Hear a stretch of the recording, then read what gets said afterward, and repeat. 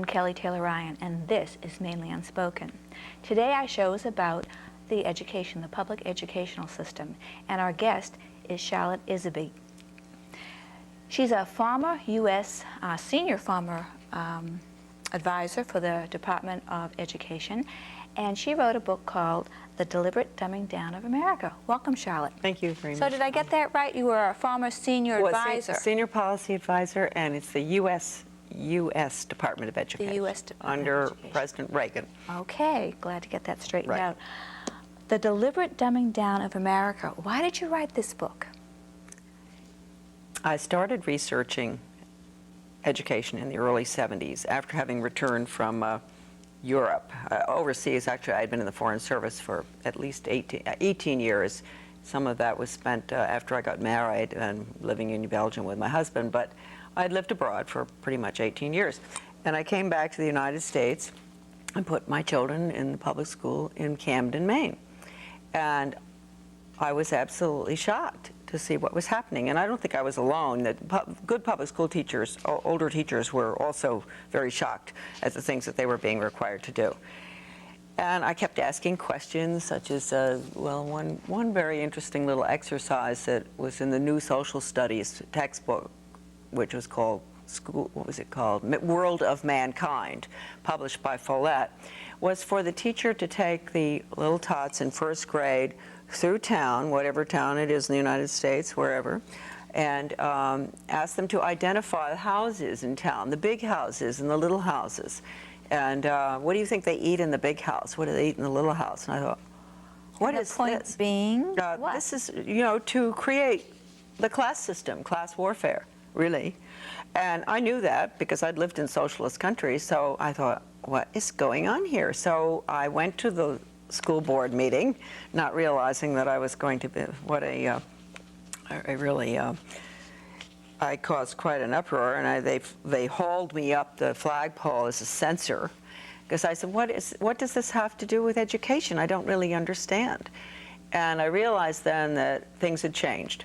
And so then I began to check on other things other than social studies, and I saw that they were planning on easing out the grammar. They were planning on getting rid of A, B, C, D, all these things that were quite traditional and had worked very well. The audience has to understand that the United States had the finest education system in the world until probably 1960. And so all of a sudden, and I went out of the country in when did I leave? 1953.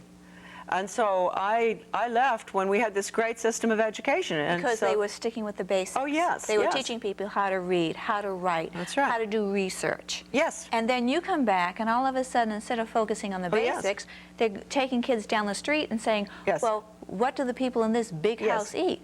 What do the people in this That's right. And the point, but what was the point that they would tell the citizens? Not class warfare. Well, that's a very good point you're making. It is, they would say, well, this is a world of mankind. The children have got to understand that there are all different groups of types of income, people who are poor, people in other countries, and later on they were even having the children eating rice for breakfast. And a lot of, the audience saw this. They'd have the children role-playing starving children in Ethiopia or wherever. This is to change their values. The whole purpose of this kind of education, which really is socialization, it's I call it socialism education, really, redistribution of wealth, etc., is to change our children through the schools so that they will be very comfortable living in a socialist world management system. And very clear, the teacher's manual for this particular social studies textbook said, I don't know that they do that, they're that clear about it anymore. It said it was based on a humanistic curriculum, and they defined that. And they said basically it was children had to be educated to be tolerant of all religions, all lifestyles, They should understand other forms of government, basically. But that's not a bad thing. No, it sounds good, doesn't it? It sounds very good.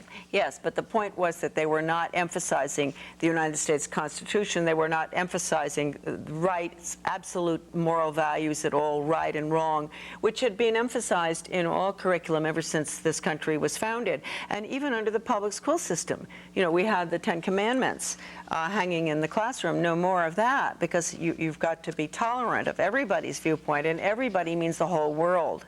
So the education from... So it's taking our culture away from us. Absolutely taking your culture away. So I became very concerned, and I wrote letters to the paper, and I even ran for school board. I finally got elected after 3 tries. And I did manage to get a lot of the very bad programs out, the values clarification, survival games. They were putting them in where the children decide who's going to be allowed to live and who's going to die, who's going to be in the lifeboat, who's going to be allowed in the bomb shelter, or they'd be given a list, a priest, a pregnant woman. And some people would say that's critical thinking, teaching them how to think. Well, you're correct. And critical thinking, you see, was the label that was given to the values clarification after the tremendous controversy over values clarification. And it's the same thing.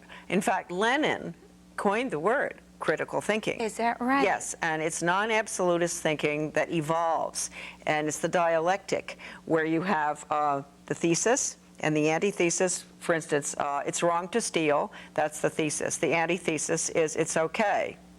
And so you come to the synthesis is sometimes it's okay. And you can do this with anything: stealing, murder, abortion, whatever. And so there's no right or wrong. You end up with a synthesis where sometimes it's okay, and then you just keep moving, you know, towards the non-absolutist viewpoint, and you sort of end up where it's okay all the time. Abortion is a very good issue to take on that score. I mean, we've finally gotten to the point where it's just okay, huh?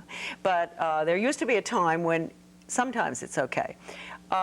So anyway, the textbook was very clear that the goal of this particular social studies program was to, at a very early age, start to change the children's attitudes and values. Really brainwashing. This is what it is. And I recognize that because I had lived in socialist countries, traveled in communist countries. And so this retired teacher came to me. Really nice woman. She was so important in my life, and in everybody's life for that matter. I mean, the book probably never would have happened if it hadn't been for this retired teacher. And she said, "Charlotte, you're absolutely right. I want you to go for some in-service training down east in Searsport, Maine." And she said, "I'm going to pay." And I said, "Well, oh, all right." She gave me a $100 bill. That's a lot back in 1973. Mm-hmm. And I went. And all these people seem very normal, nice teachers, you know, look like your best friend, your neighbor. And the guy who was running it, the facilitator, had this great big textbook that we all got that free. It came part of the package. And it was called Innovations in Education, a Change Agent's Guide. A change agent's guide. Okay. And who was putting this on again? This was it was a group in Maine. I can't remember the name of the education group it was, but they sponsored it. I don't know that it was even the Department of Education. But the textbook was published and paid for by the United States Department of Education. Mm-hmm. And it was put together by a professor, Ronald Havelock, at the University of Michigan in Ann Arbor. And basically what we were taught was that we were being taught to be change agents, how to go into a community as a teacher, or even some parents are selected, you know, who are all gung-ho for this new stuff. Well, it's not new anymore. They were putting it in the early 70s. Much of it was funded under Lyndon Johnson's Elementary and Secondary Education Act, which was passed in 1965, where they changed education from academics basically to behavior modification, which is necessary for the planned economy for school to work. So that's just an aside. We'll go into that later. That's how you change people. Absolutely. Right. And control them. And control them. And so he taught us how to identify, say they want to put in a sex education program or a death education program or whatever, and they know that the community isn't ready for that. And so we were taught how to identify the resistors, the potential resistors. The people that would disagree. Oh yeah, like me. I mean, it was extraordinary to be trained to identify myself because I was a big resistor. But you didn't let them know that. Oh, no, they didn't know. They thought I was one of them. And so I just was, you know, my hair, my scalp tingled. I thought, what is going on?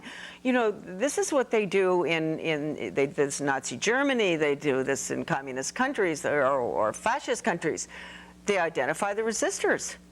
And they keep records on them, and they isolate them, and sometimes they end up putting them you know where. And Alexander Solzhenitsyn was a resistor. He spent 8 years in the Gulag. And I thought, whoa. And the resistors were these great people, and I only know Maine for that matter, and they were terrific at the time. And they were taking a stand against these programs. And many of them were saying, even if they didn't know what they were, saying, look, wait a minute, we don't have enough time in the school day for reading, writing, arithmetic, history, etc. What are you doing bringing in all of these programs? Sex ed, drug ed, suicide ed, critical thinking ed, values clarification, all these things that, which interestingly enough, I just while we're talking about this, I have to show you this monstrous book.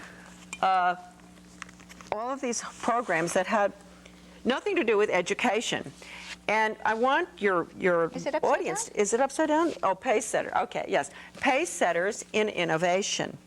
Now this is a, what do you think, about 3-inch thick? Yes. Yeah, This was published in 1968, and it's a result of the passage of the Elementary and Secondary Education Act, which I mentioned, brainwashing, behavior modification. These are all programs in here to brainwash our children. Now, what are the teachers saying about this? Or are they being brainwashed too? Oh, the poor teachers at the time, if they didn't like it, there was a way to get rid of them.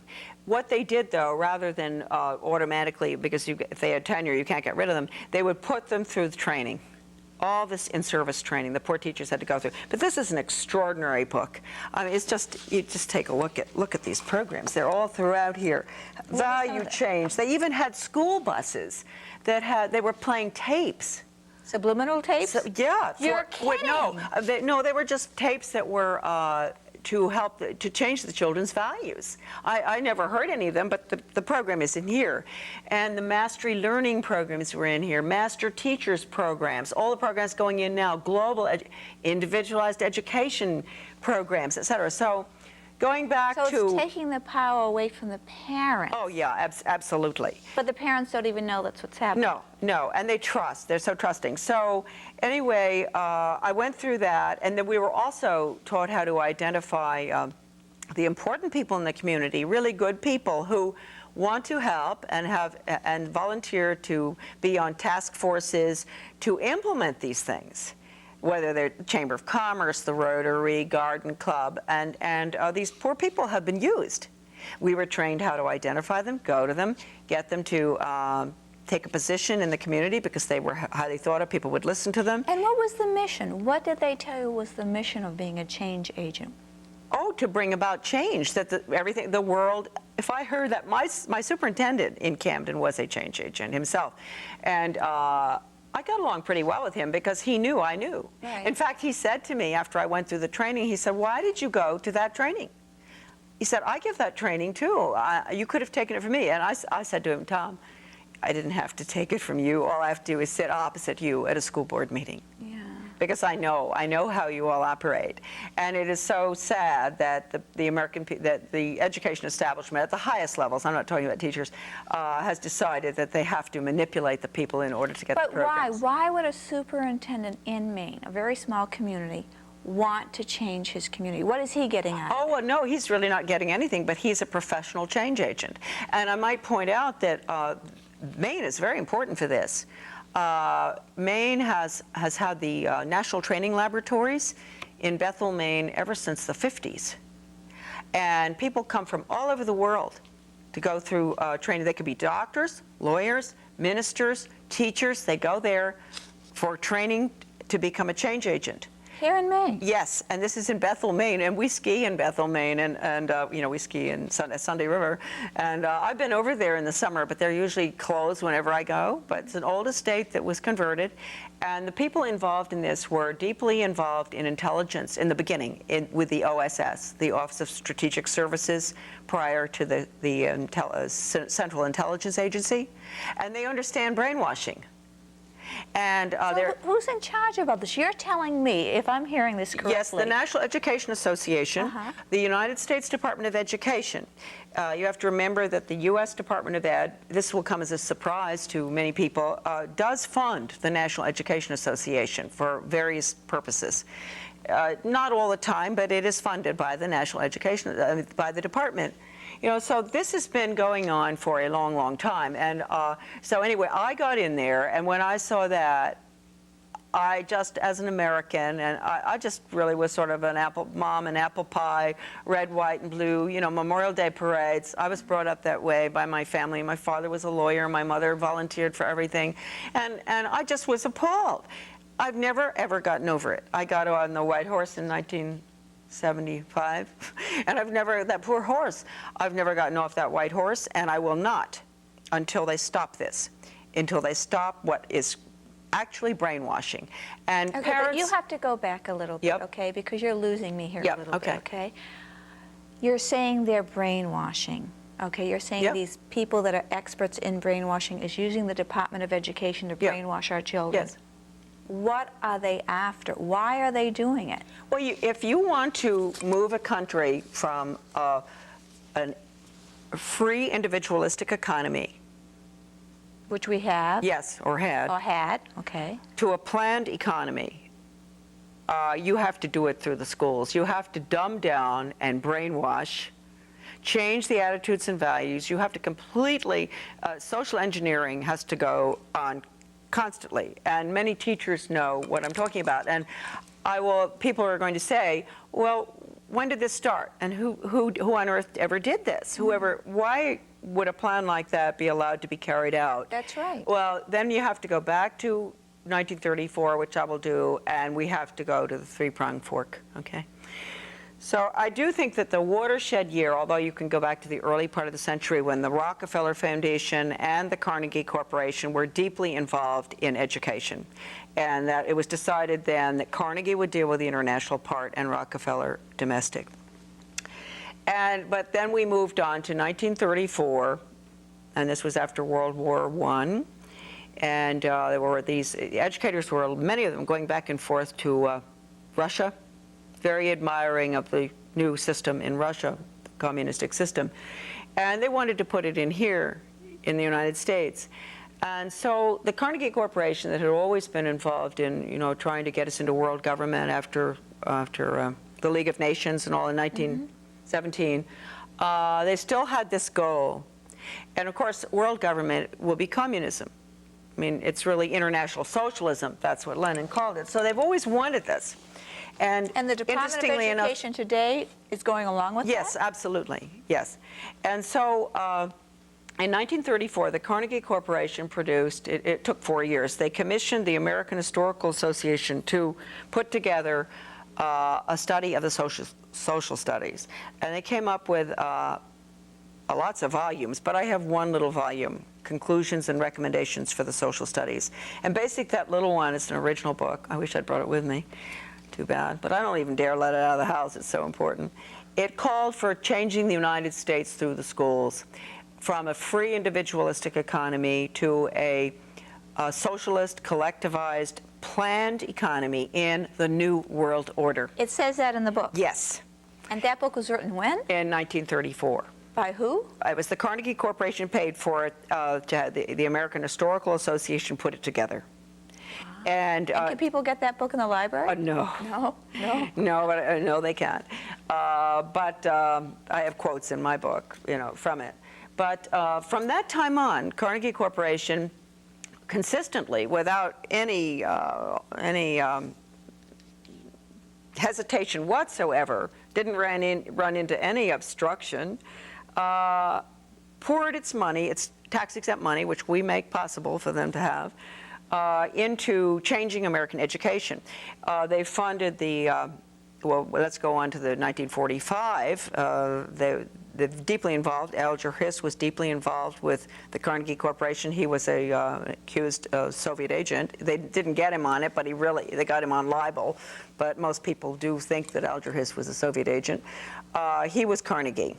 And they were very instrumental in getting the Elementary and Secondary Education Act passed, which, as I said before, changed education from knowledge, content-based, academic, to performance-based behavior.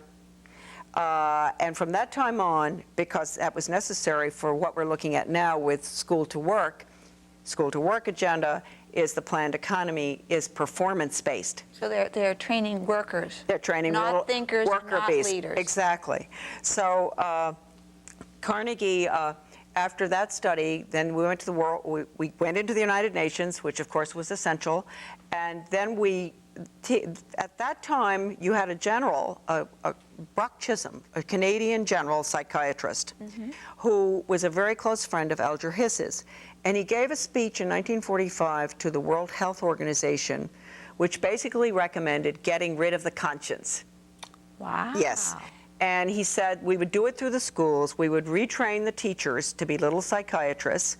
And what happened was that the average American educator at that time was not about, in 1945, to even listen to something like that. Right. And so nothing happened until the watershed year, again, another watershed year, 1965, when the Elementary and Secondary Education Act passed, and we moved then from academics to behavior change. And the behavior science teacher education program was funded.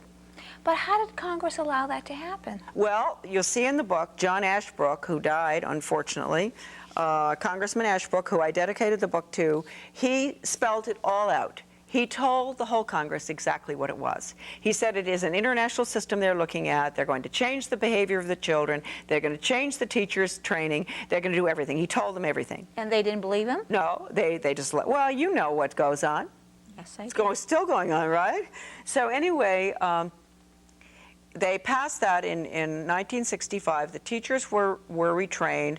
All of these horrible programs, right?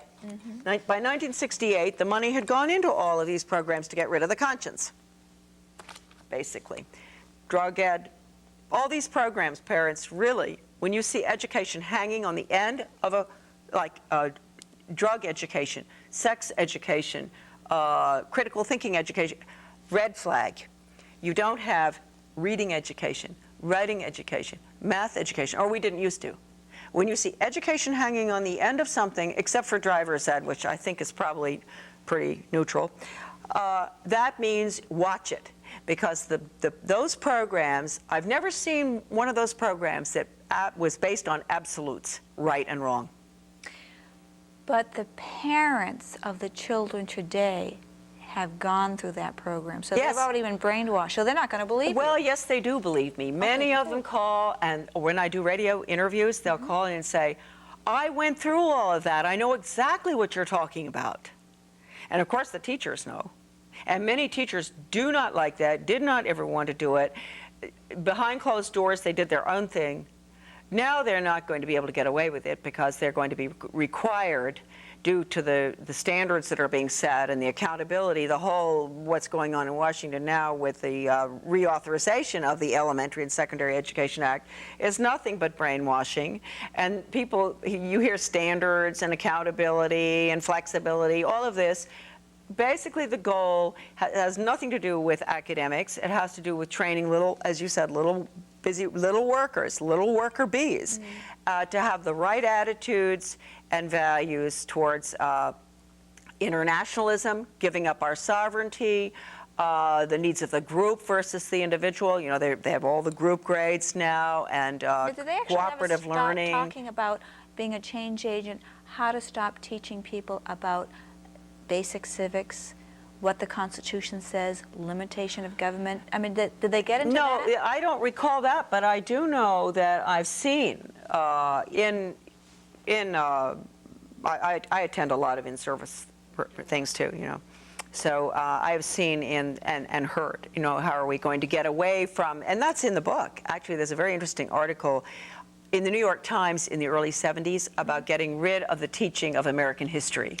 You're kidding. Oh, no, not early 70s. New York Times article in the book. And it says that, yes, and we're not going to talk about George Washington anymore. We're going to focus on the world, because you have to get these world-minded students, or else they're going to rebel. If you want to put the Americans under a global management system or whatever it is, be very careful you don't teach them the Constitution, the Bill of Rights. Don't let them have any history, because they are going to object when this system is taken away from them. But they won't now. You could take the Constitution away from the American people right now, and they wouldn't care, because they don't even know what it is. They don't know what it is. Well, they don't know what it is. It protects them. It protects their rights. The reading problem. If you're so dumbed down, if you can't read, I've always said you can't defend yourself. That's right.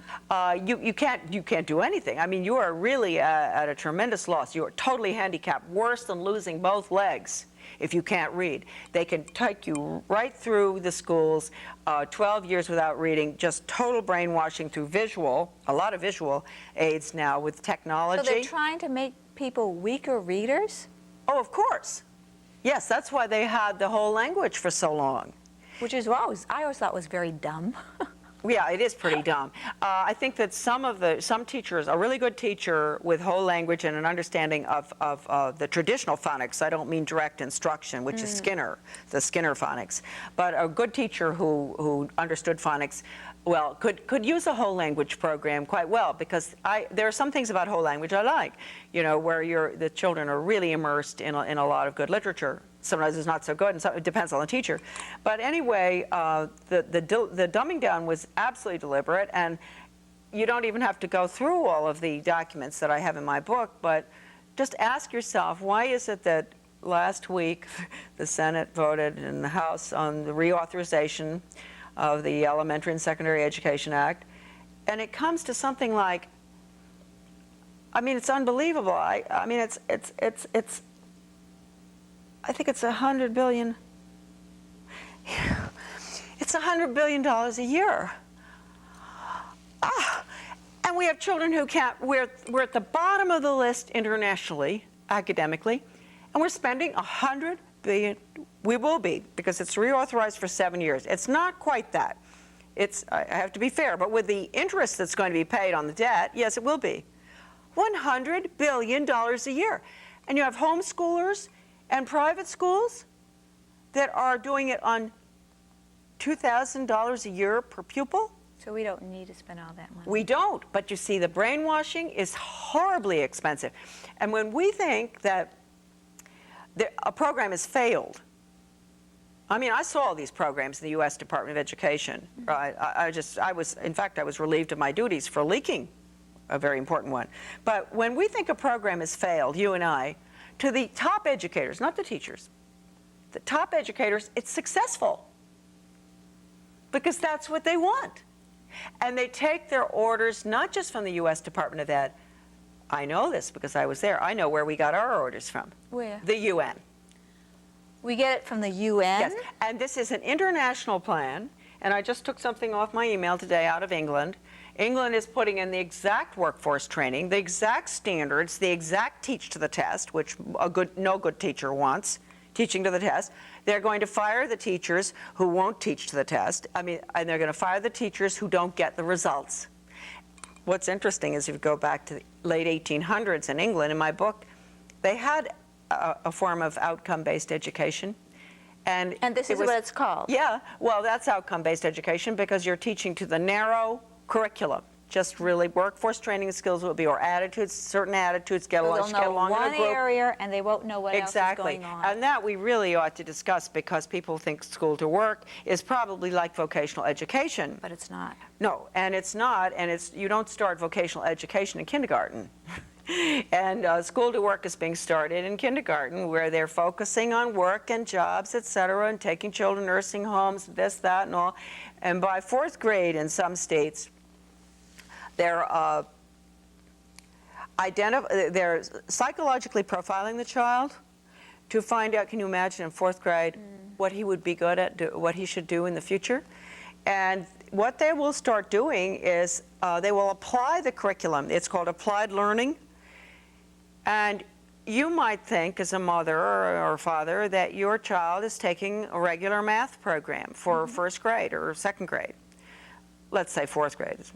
And you better find out, because your child's future may have already been identified. So are you suggesting everyone take their kids out of public school and homeschool them? Well, yeah, well, if possible, that certainly is a good idea, but a lot of parents, including myself, probably wouldn't. I don't think I would have been very good at homeschooling.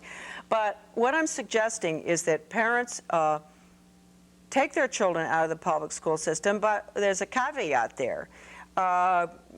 They should find a good private school if they can, and homeschooling, of course, is good.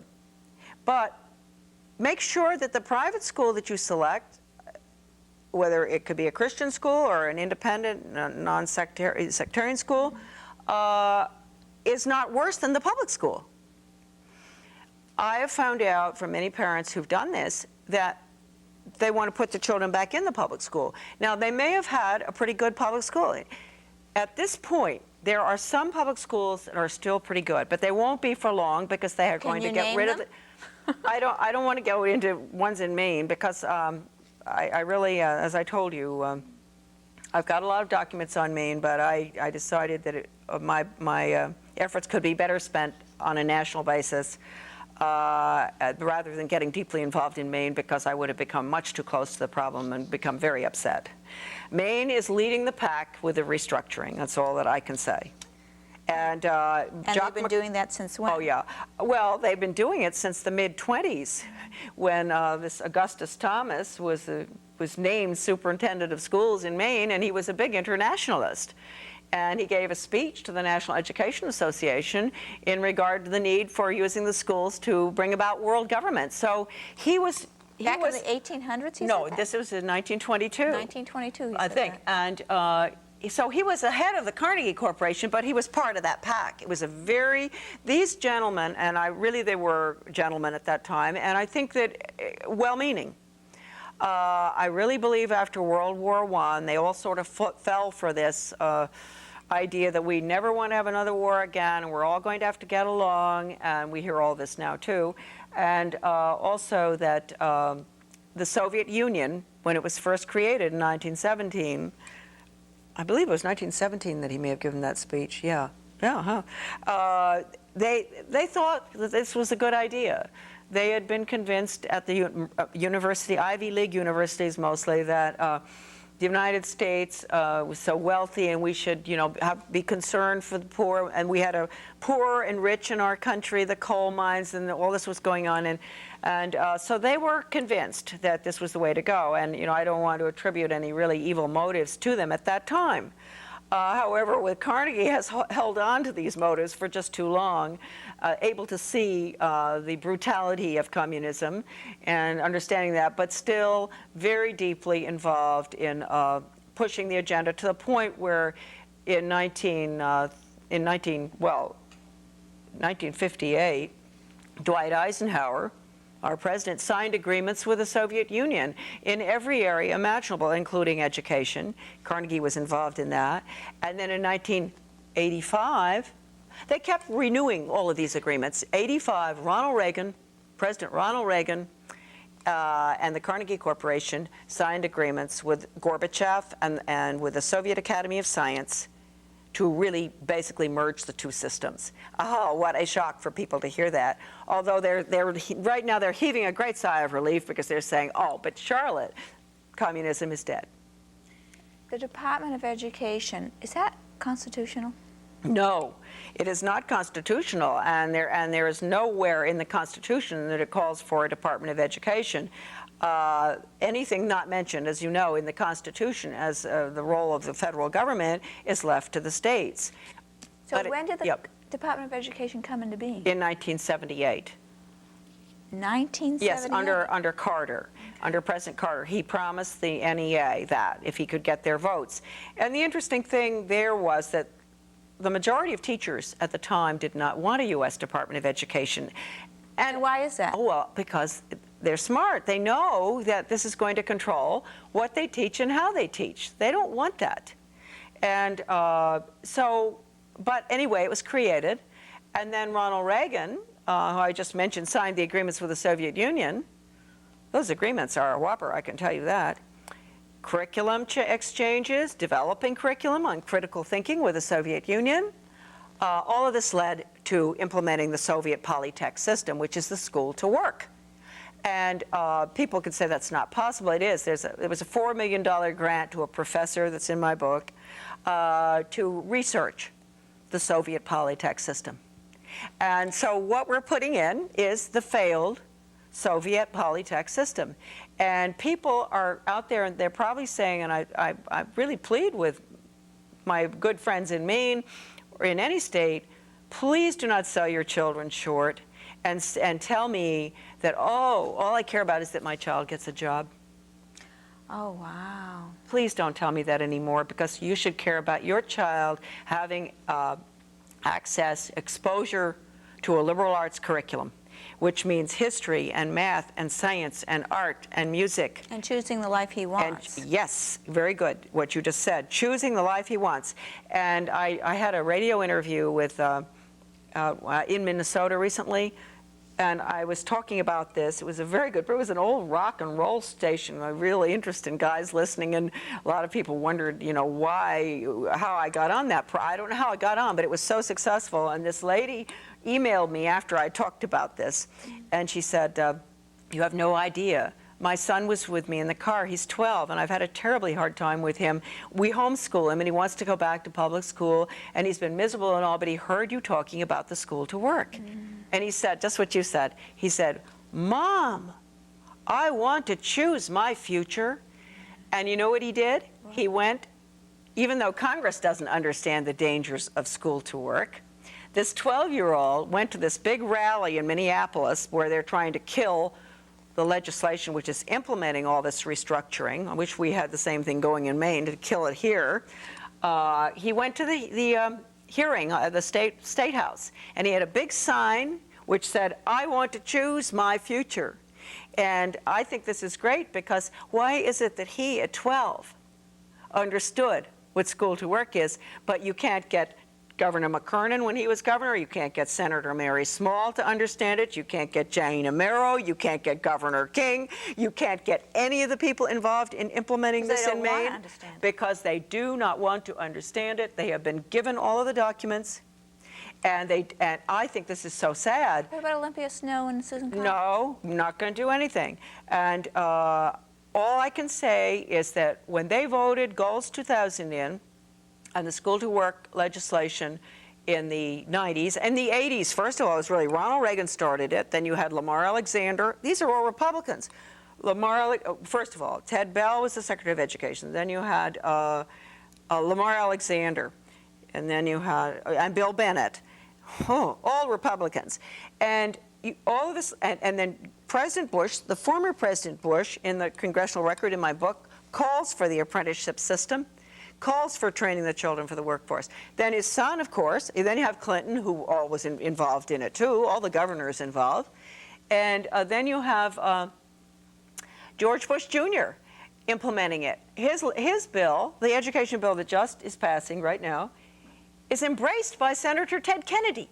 Now, if people don't understand here that we have a serious problem, the Republicans and the Democrats at the top are totally in bed together on this. And that's because they are both controlled by the internationalists. And the international agenda is this. And Strobe Talbot, who was the Undersecretary of State for Bill Clinton, in 1992, he gave a very important, he had an interview with Time magazine, I think, and he said, this is verbatim, Strobe Talbot, Rhodes Scholar, went to Oxford with Bill Clinton, very close to Clinton, ended up working for Madeleine Albright.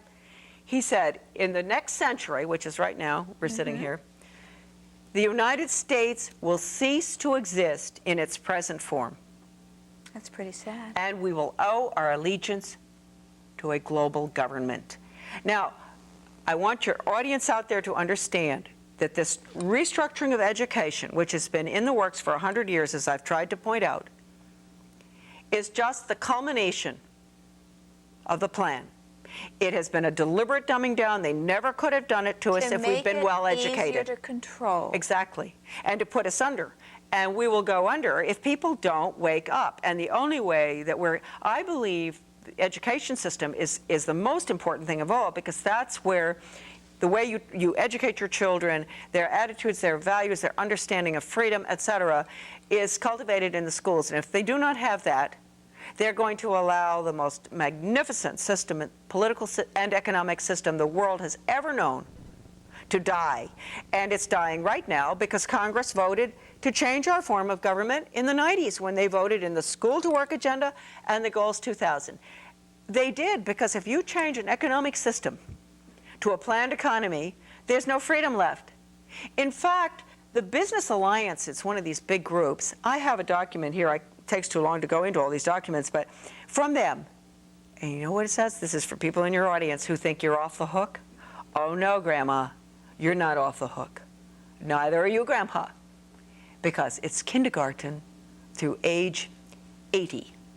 That they're going to be brainwashing. Yes, and it is on this piece of paper, kindergarten through age 80. And that is why Andy Rooney, you know, who does 60 Minutes, a couple of weeks ago, he was floating this balloon about people who aren't going to retire as early as they used to. Isn't this wonderful? Folks, you can work a little longer because you're so much healthier.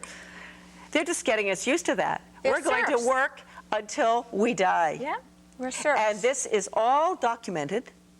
And this is an international plan. They have in Hong Kong, they've got OBE, they've got everything they've got in Maine. Was it a plan then to get both families or both parents to have to work then? Oh yes, and the Federal Reserve did that through creating, you know, inflation, deflation. And that's to weaken the family? They had to do that. They had to get the mom out so that they could get the schools into the, I showed you that. This is just extraordinary, this little document here. This is Maine, and it's so exciting, this one, that I sent it. I had all my friends around Maine's always in the vanguard on all of this stuff, right? Sorry, that's where your tax money is going, folks out there, you know, into doing a lot of pilot studies for the rest of the country and world, probably. Actually, the common core of learning that Maine has, it says in one of their documents that it's been used in 9 foreign countries. So anyway, this is called a reaffirmation of faith in Maine's public schools. And you're talking about getting rid of the family influence, et cetera. You have this this building. It looks like a Greek temple. It has 1, 2, 3, 4, 5 columns, and I'll show it to you all later, but I have to read this. One column is educational system, families, religious institutions. Isn't this interesting for the public schools to be concerned about religious institutions? So there was supposed to be a separation there. Community, business and industry. There it is. And this is loaded. This document is loaded. And so... so the business world wants to control us by turning us into serfs. Oh, yes. And they want to get your children the minute they're born. And Lamar Alexander, Republican Secretary of Education and Governor, he's the one who said we want to go into the schools the minute the baby is born and follow the child. To train them right. That's right. And to make sure they're healthy, that's the school-based clinics. That's where you have they're bringing in the medical services into the schools. They want healthy workers. That's right. From the beginning, they don't want anything to go wrong, so that worker is going to be the perfect worker.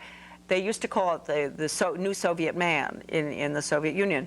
And that's exactly what's happening. And your child your child is nothing but a human resource to be used for the good of the state. People are going to say, that's not right. People are going to say, you know, I struggled. I want my child to have a better life. They're going to get a good job. They're going to be able to provide for themselves. And I don't think people are going to see how you're seeing it. I agree with you 100%, but I don't think most people are going to see Probably not, and that's very important, since there was a time when they could afford not to see it, right? But they can't afford They can't afford not to see it any longer, and I think that something's happened. I've noticed, for instance, with my book, that the controlled left, which is Ted Kennedy and all, who take orders from the UN, and the controlled right, Who which is also the take orders from the UN. Yes, the Heritage Foundation and a lot of the controlled conservative media who refuse to review my book, right? Because I am not in favor of federally funded or school choice proposals, because I know that will take over the private sector. We can go into that later. That's why they don't want to do a review of my book. But you have those two groups that are working very closely together, but they don't make up for the bulk of America. And so they won't buy my book. I mean, there's certainly some very fine Republican conservatives who've bought the book, but they are not in the controlled group. And it's the same. There's some very good liberals who bought my book, because liberals don't want this done to their children either. Mm-hmm. But in the middle, I have all these people I don't know where they're coming from. It's sort of a middle America that has been working hard, knowing something had to be wrong. I mean, how can you spend close to $100 billion a year and kids can't read? They keep saying this, what's going on? And so they are buying big time, and the book is selling like mad. We've gone into a third printing in 18 months. That's wonderful. Yeah, and because they're documents. These people are saying— That's proof, evidence. What they're saying is, I don't want to listen to people, the talking heads, right, on Sunday morning anymore. I don't care whether it's because conservative they're or what they're told. That's right. I want the facts, and this book has the documents. It has the facts. Verbatim, and they're all cited. And going back 100 years. Nobody's safe. I mean, if the shoe fits, you wear it. I'm sure that the conservatives, the controlled conservatives, they didn't like it at all when they looked in the index, and they found that I had to tell the truth. So everyone needs to buy this book and read it. They sure do, and especially educators, and I'd say especially everybody. I think the most important people right now, because the only way we get out of this mess is to get rid of the United States Department of Education. Abolish it totally. That sounds pretty radical. Bring all control back. Well, it really isn't. The radical thing is that we decided to create a Ministry of Education, which is what every single socialist country in this world has. And that was the radical thing that we did. So what we do is bring education back to the local level, bring all our money back to the local level, let our teachers determine what curriculum they feel is best for our children. And let the family teach the values. And let the family teach the values, and bring our education system back to the status it had prior to the 1960s. Truly, folks, it was the finest in the world. That doesn't mean that we had I mean, in Europe you have the elite, which is going to be, again, you see, this is going to be the elite. 10 or 20% will get the liberal arts, get that, because they're going to be the leaders in this wretched system.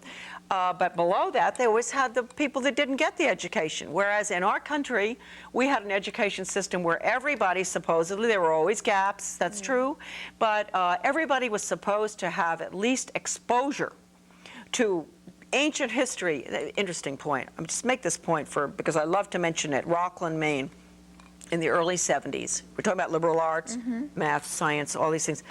In Rockland, Maine, I got a hold of a Breasted's ancient history book. Required, 1972, required for sophomores. That's one of the finest history books that's ever been written. He is probably the most credentialed scholar in ancient history in the world. Now, I mean, since 1972, what has happened? The whole thing has collapsed. They don't want our children to be exposed to any of this. They don't want them to know history, because if you don't know history, you'll repeat those mistakes, won't you? That's right, absolutely. Exactly. And they want to change their attitudes and values from those that the moms and dads have tried to instill in them, so that there's no right, no wrong. Sometimes it's okay to say. They're going to say, Charlotte, they're teaching history. What do you mean by that? Oh, no. They're teaching global studies. They're not teaching the main Constitution. Certainly, I think they got rid of teaching those things quite a long time ago. And the old-time teachers, thank heavens my boys in the early 70s, before our change agent really accomplished a great deal of bad, evil stuff, I think. But those teachers were there for my children. And it was interesting. They hadn't been through, the University of Maine Teachers College and all. They were normal school or something. They didn't have all these degrees, but they knew how to teach reading and writing. The children had to have the multiplication tables. They had to draw a map of the United States. They had to name all the capitals. They had to know how much rainfall in Florida. All this they had to do. So this was the early 70s. I was very lucky. My boys were lucky. When they got into middle school and high school, things started then. We started getting into the individual education plans, which sounds so good, but you have an IEP. They have them in China, too. That's how they keep the record on the individual citizen. So they have the individual education plan for education. They started that way. Now the everything's individual going in. education plan is just for the special ed It used to be, but not anymore. Oh, really? And Kennebunkport was the first school to experiment with this, and I got a hold of it after I got out of the department because it got an award from the U.S. Department of Ed. And I got a hold of the material, and it said in there that they were putting in the IEPs, individual education plans. So the children are no longer competing with other children. They're working at their own pace. This is the real dumbing down, But if you've ever heard of that. nice. It sounds so nice. And you know, children that are wanting to work at their own pace with Right. no competition, I never would have gotten anywhere that way. But at the time, the special education teachers were teaching or training the regular academic teachers in Kennebunkport on how to do these plans. And it said right in the book, the booklet, or the award on it, that no, it wasn't in that booklet, it was in another one I got a hold of, that the regular education teachers did not want to do this, and it was not their role to be guidance counselors and to follow the child's behavior and attitudes and all, and they did not want to be, they didn't want to have any part of IEPs. But they had no choice. No, and the IEP is essential if you think in terms of the computer. You see, and the IEP, because the computer can track everything that a child knows, thinks, does, whatever. And it also uses the Skinner method, which is the dog training method. It rewards immediately after you get the right answer. And that is the mastery learning or the direct instruction. So this is what went in, but my children luckily were not exposed to that. There were things changing in English at that time. But I'm very grateful that they did get the education that they got when they did. But this has all changed. And there isn't a school, I want to make it very clear, because people will say, well, but they're not doing that in my district. Well, maybe they're not, but they're going to have to be under the new legislation that is the last nail in the coffin is right now implementing federal legislation. You will have to. And actually, Maine was one of the first to go for the school to work agenda. I think this is early 90s. The career, what's the date on this? 95. Here's the Career Opportunities 2000. State of Maine application for a statewide school to work opportunity system implementation grant. That is an unbelievable document. I'm sure they wish they hadn't given it to me. But you see, that was 1992. Now, there's some states that they hadn't gotten their money until the year 2000. So Maine has always been way ahead. Governor McKernan. That's because, so that guy, Augustus? Yeah, could well be, and he was a good friend probably of Andrew Carnegie's, who knows, because it was the same period of time. And then along came Maine's Common Core of Learning, which, you know, if you look through this thing, it has absolutely nothing to do with academics, but we have to understand that the semantic deception. I'd like to talk about the three that. prongs? Yeah, a good way to remember this, the three-prong fork, because I don't want your audience, or anybody for that matter, to feel like they were asleep at the switch. But I really don't think I think even if you'd been awake at the switch, you would not have been able to Notice how this was done. And I think it's a very diabolical, manipulative way. They used the three-prong fork. And the first prong is everybody knows about the frog in the cold water. You slowly turn up Yes. the heat, and he doesn't notice he's being cooked. That's right. And that's what's been happening to us. That's right. We're just about cooked now. Okay. But we have don't people know like you, and we have a lot of wonderful people out there who I think are waking up, and the book is helping a lot. But so the gradualism, the frog was probably thrown in the cold water around 1910. You know. Oh, wow. So it was a very slow cook. Yes, slow cook. But 1934 was the watershed year. That's when the water got pretty hot. With Carnegie saying we're going to use the schools to change America from a free individualistic economy to a socialist, collectivist, planned economy in. believe it or not, the New World Order. I have to remember the quote from Strobe Talbot in 1992. He certainly knew this had been going on for a long time, and so did Bill Clinton. So anyway, you have the gradualism. And there's a marvelous quote in there from a leading change agent in the Montgomery County School Plan out of Maryland in that plan was what was that? That was 48, I think. Yeah. Paul Mort came down from New York City, change agent, into Montgomery County, Maryland, and implemented the plan for the whole country. That's in here. And at the time, he said, it takes 50 years to bring about change. Charlotte, I just want to let you know you have 5 minutes to get this all in. Okay, so it took 50 years. We're right there, right on target. So that was the gradualism. And the Paul Mort stuff is in there. And the Montgomery County plan, incredible. So then came the next prong in your fork. You're all going out gardening, so you must have a 3-pronged fork, don't you? Yes, I do. I think I see them, yes. And so the next one is the dialectic, and I know that sounds like a big word and it's complicated, but it really isn't at all.